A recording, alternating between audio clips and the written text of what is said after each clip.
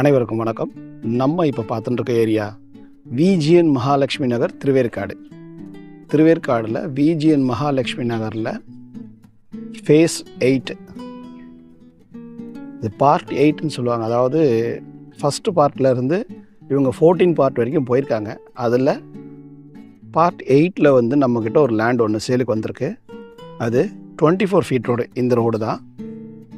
இந்த 24 ஃபீட் ரோடில் south ஃபேஸிங்கில் 42க்கு 50, 2150 square feet வரும். 42 அடி இருக்கிறதுனால 2 பேர் சேர்ந்து வாங்கலாம், இல்லை ஒருத்தரே சேர்ந்து வாங்குறதாகவும் வாங்கலாம்.